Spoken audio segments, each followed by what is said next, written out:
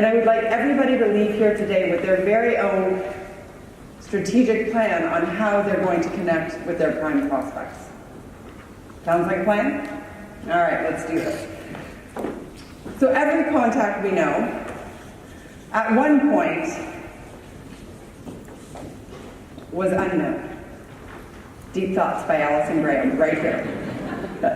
Now our goal, as I've already mentioned, is that we want to create loyal client and referrals sources. Correct? Here's our goal. Do you see the gap?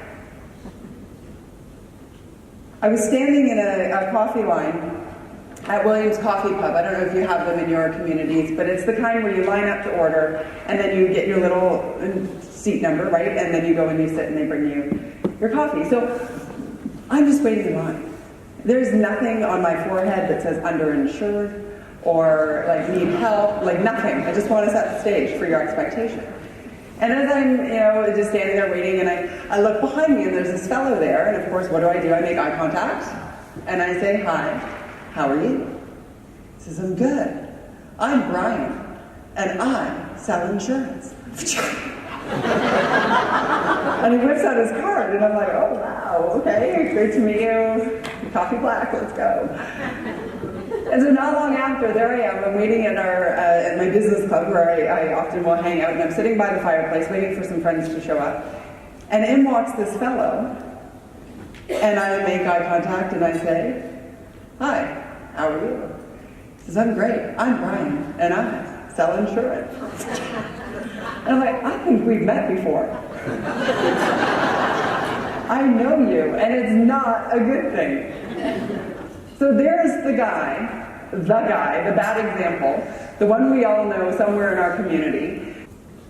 The next one, and this is the most exciting, of course, because this is where the money is a relevant product or service.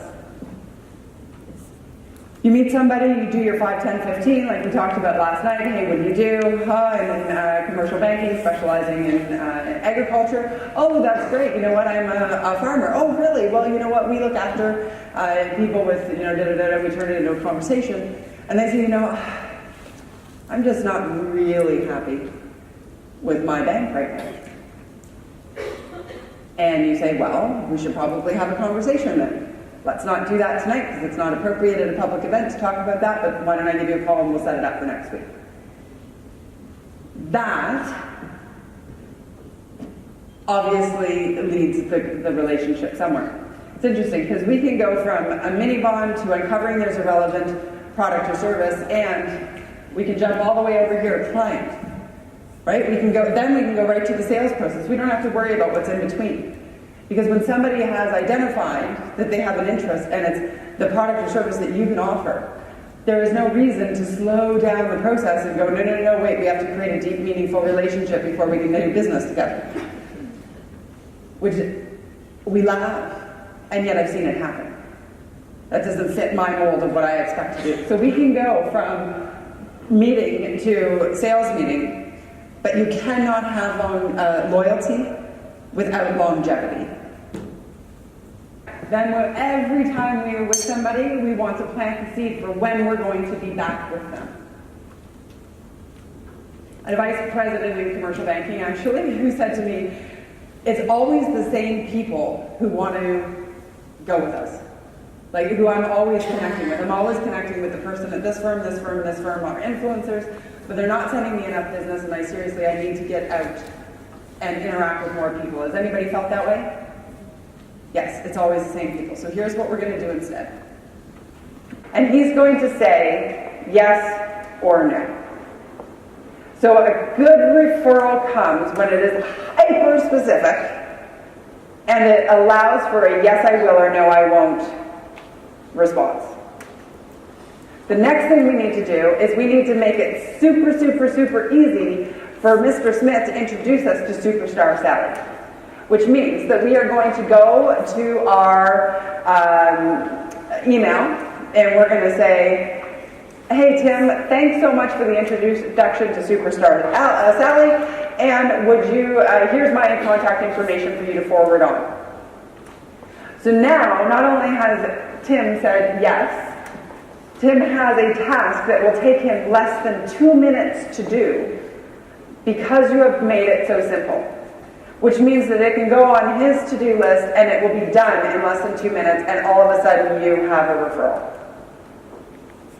We can do that with every one of our prospects. Find the path of least resistance. Connect with the person who you already have the relationship with.